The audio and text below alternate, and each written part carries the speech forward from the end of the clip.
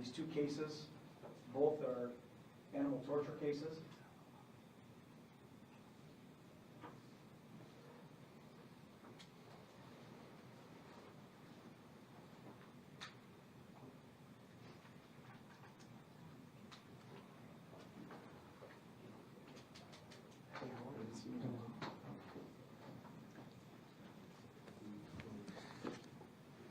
So we're going to start with our graphic of viewer discretion advice. Is that right? Yep. Okay. Let me know when I'm ready to go. I'll put it up again before the video. Got it. So when it goes to live, let it show on me, and then we'll flash to that. Okay. Thank you.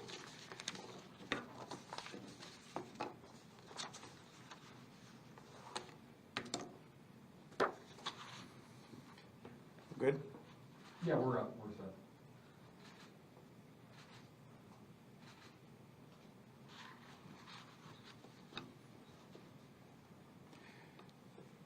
My name is Chris Swanson, the Sheriff of Genesee County.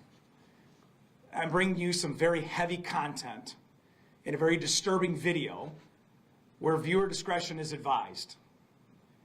We have done this before because of the content of the video, and we're doing it again because even as a veteran cop, and I had warned the media before that this short ring cam surveillance video with no sound is brutal. It involves the murder of a 3-year-old pit bull named Coco by this offender, who's got an extremely violent history that I'm going to get to, and it included a violent encounter here at the county jail just Monday this week. After he murdered a dog, stabbed it 20 times, it wasn't his dog. He went on the run, came into our lobby, and I'm going to show you what happened in the lobby. When I'm done with that story, I'm going to end with the story here. Johnson, the offender, also tortured a dog and left it for dead by tightening the collar so tight that within one day, the dog would have had his carotid artery severed and it would have bled to death. The point I'm making with these photos and these videos is one I've made for years. There is a direct connect between those that abuse, torture, neglect, and fight animals to those that do the same thing to humans, to children, to the vulnerable. When you have that violent act against a companion animal, there are stats and studies, and we have seen it live, that they are eventually, if not already, doing it to an individual. We see that 6 out of 10 mass shooters, active shooters, have a history of torturing animals. And we say this because when you see animal abuse and neglect, even though the penalties are not nearly as high as they need to be, that there has to be accountability. And I'm taking that charge. Even as a sheriff of Genesee County, I'm taking that. And we're going to hold people accountable. I can't impact the laws or I can't impact sentencing, but I will tell you that based on today, and more will come, that I'm going to do something about the accountability to those that are charged and convicted with animal abuse, neglect, torture, starvation of animals, to hold them accountable. Because we have not done that. But let me tell you the story. Terry Lewis Key II gets into a domestic victim violent encounter and believes, because of this domestic, that his neighbor across the street in the city of Flint, in our Operation Arrowhead district, is responsible for the violent encounter with a third-party domestic victim. So he goes across the street on the 26th of October, and he tries to get contact with what he believes is the one who made this domestic situation happen, and she wasn't there. But what was there was her 3-year-old dog, who was on a leash, outside, completely innocent of everything that was happening. So what did he do? He takes out a knife, he picks the dog up with the leash, and he stabs the dog 20 times. This is that surveillance video. Again, I warn you, it's graphic.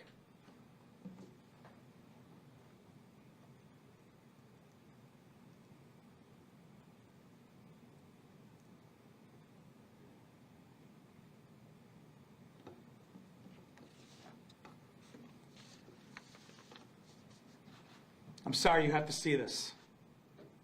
You see the shiny object is the knife.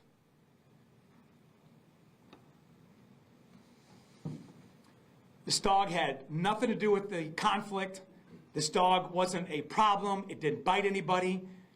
After he stabbed the dog to death and created these injuries, the dog bled to death. An hour later, he comes back to the same house to confront the female who now is home, sees what happened, and barricades herself inside, calls 911. And that's how we got involved. Operation Arrowhead took that complaint, and we started this investigation. And Sergeant White, who was assigned to the investigations of animal abuse and cruelty for this office in conjunction with animal control, these are the injury pictures. Check this out. Stab wounds to the chest cavity. Now, we did a close-up because this dog had already been removed by animal control. But you'll see, these are all chest injuries. These aren't injuries that you would see as a superficial or what we would call courage injuries. These are injuries to kill. And she didn't answer the door. She already knew her dog was dead. And he went there to do the same thing to her and walked away. Let me tell you what Terry Key II has been convicted of. Number one, he's been arrested in the past 15 times. He's got convictions of sexual assault, aggravated assault, domestic violence, assaulting a police officer, resisting and obstructing, domestic violence, and he's on the sex offender registry. So you can't convince me or anybody else that there's not a direct connect between animal abuse and neglect, and I say it again, and animal abuse that ties into torturing, harming, and raping, destroying the lives of people. In fact, we did that story this year on Easter Sunday where we had a suspect shoot and kill a domestic violent victim right there on Facebook Live after he raped her at gunpoint. Well, we were on a hunt to find out where Key was, and he had fled the scene. And Sergeant White and the detectives here at the sheriff's office, we searched every day, and he knew we were looking for him.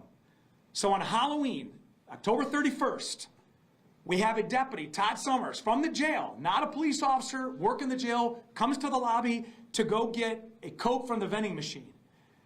He confronts, guess who? Key, who's in the lobby. Says, what do you need? Key starts this verbal engagement and takes a fighting stance against a deputy in the jail.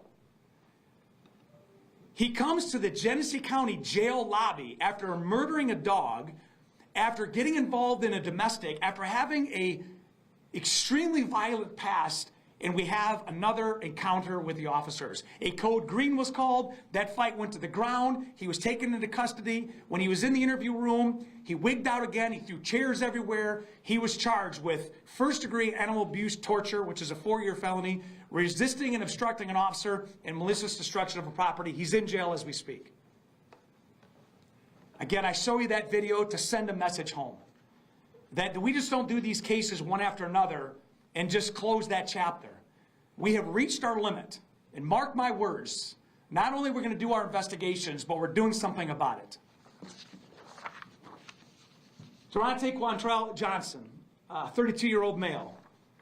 He's got a 1.5-year-old pit mix. And I want to give a lot of credit to Jonna from MPAP, which is a Michigan Pit Bull Education. It's an active group that goes around with other animal activists. And John and her team on Sundays, they go around, they feed, and they warm, and they put bedding down every Sunday. And they had notified Animal Control on a Sunday afternoon, who contacted Sergeant White and said, we got a dog here that's about to die. I want you to see how tight this collar was. And I want you to see the video and the trauma to this neck of a 1.5-year-old pit mix.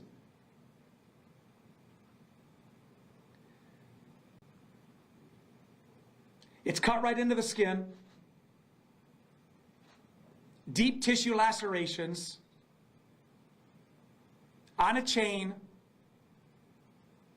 within 24 hours of bleeding to death. That dog is Beretta.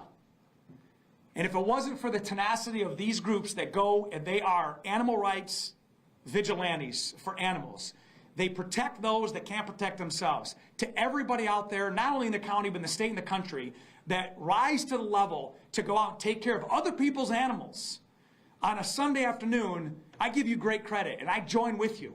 And I promise you this, that we're not going to lose this fight. This individual was arrested. He was charged with first-degree animal abuse and torture. The dog was rescued by animal control. The vet has been able to save that dog. There are 4 other dogs at the house that have all been rescued. We keep visiting these kinds of cases and seeing the same thing. And the message at the end of the day is this. When you see the direct connect between animal abuse and torture and that violence against individuals, there is truth to that. And that when you see something, say something. When you hear a dog or you see any companion animal that's suffering, you call 911. Not only just the sheriff's office, but there's police agencies, not only here in the county, but others that will always be there to help defend those that can't defend themselves. And to the ring cam, there are so much that's out there that is on surveillance cameras and ring cameras that we as law enforcement are so thankful for. And that ring camera footage allowed us to charge this individual and identify who he was. So thank you for all those that take the bold step on giving surveillance footage, even when you're not even involved. I appreciate you because you're holding people accountable. And the final thing is, if you are in a position where you cannot take care of somebody, something, or some animal, there are other people out there that'll do that for you. We have featured these cases with the elder abuse. We've featured these cases with the addiction. We've featured people that have mental health issues, animals. Just don't neglect them. Don't treat them anything other than what they are. And they are a living being that deserves dignity. We will be there for you. And if not, we will come after you. And we will hold you accountable, just like we did these 2 suspects. And I say this, and I know it's graphic, that you share this message, that I know it's deep, but you have conversations, you look out in your own neighborhoods, and if you need somebody to help step in, you call us. You call law enforcement. You call 911, and we'll be there for you. I'm going to open it up to any questions to the media. Sheriff, how hard is it when you see the young man, like you mentioned, that has had multiple opportunities to rehabilitate himself and unfortunately has not? The question from Mid-Michigan is when you see these cases and somebody's been arrested 15 times and has had a long history of domestic violence and felonies, is on a CSC list, it can get very frustrating, especially for law enforcement, because all we can get is a 4-year misdemeanor, or excuse me, a felony, and we can get an R&O and MDOP. And I realize I can't change that, but what keeps us going is that we held them accountable. And that we rescued as much as we could the dignity of that victim. And in the second case, we rescued those dogs. But I can't say that it's easy. And when you see trauma and you see violence, and I tell you, in law enforcement, we see a lot of death and violence. And it gets very unnerving. But it helps us when media friends like you tell the story. And I believe because of this messages, people are making different decisions and they're not torturing, abusing animals. And I would hope that they go to people like Jonna and they say, I can't take care of this dog anymore. That could have been done 2 days before. They'd have taken the dog. Just give up your rights if you can't do it. That's what's frustrating, is there's so many things that people can do not to get involved in this, and yet they choose not to because of inconvenience, because of greed, because of selfishness. That's what's frustrating. But we're not relenting. One of the things that needs to happen would be that there's more legislation that needs to be drafted in Lansing to enact stricter laws against things like this. I will tell you this, the question is what needs to be done. Remember this day, remember this moment, that I'm in the process, because we've seen it before, that I am personally taking the lead on holding people accountable, and there'll be more to come on that, but it's going to work. Can you tell us, I guess, what is possible prison time when it comes to the charges? Like, I know Johnson was charged with first-degree animal abuse and torture.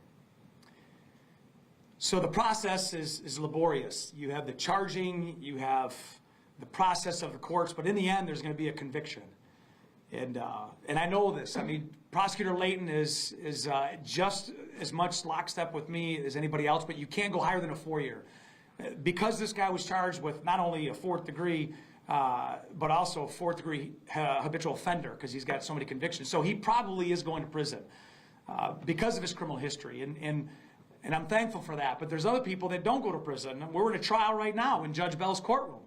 And it's got 8 counts of animal abuse and torture. and they're taking it to trial. So I'm just glad there's other people that see it, the system sees it, but you're not going to get a big conviction. You're not going to get a big prison sentence, but we can only do what we can do. And, you know, I'm an executive branch leader of the government. I don't make laws, I don't interpret laws, but I enforce laws. And that's what I'm going to do. Could you reiterate in the second case, the animal rights activist that helped report? I'll spell her name, and I want to say that her and her team are worthy of credit. Her name is Jonna, Jonna, Villemure, which is Villemure, and they're with Michigan Pitbull Education Program, MPEP, M-P-E-P. And they're not the only ones that are out there that are feeding and watering and warming up animals on Sundays at the middle of the night, and so they're worthy of that credit. Well, I appreciate everybody tuning in. Thank you for this time, wherever you are. I hope you have a safe day, and the next time we meet, I will bring you more information as your sheriff. Thank you. Be safe.